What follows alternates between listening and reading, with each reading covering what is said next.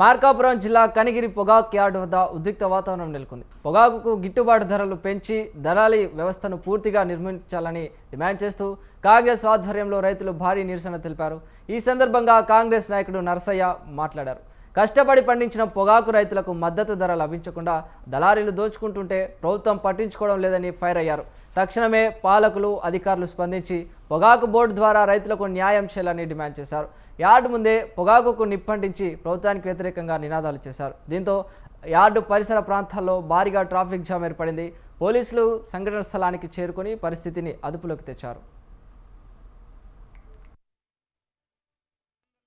తెలుసుకొని ఈరోజు పొగాకు రైతులకు అండగా నిలవాలనే ఒకే ఒక ఉద్దేశంతో గిరినేని తిరుపతి నాయుడు గారి వారసుడిగా ఈరోజు రైతు పక్షాన్ని నేను రావడం జరిగింది.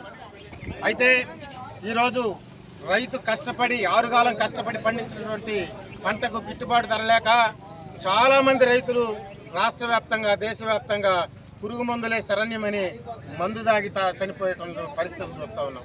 ఈరోజు పొగాకు గిట్టుబాటు ధర లేక రైతు సోదరులంతా కూడా చాలా రకాలుగా ఇబ్బంది పడుతూ ఉన్నారు.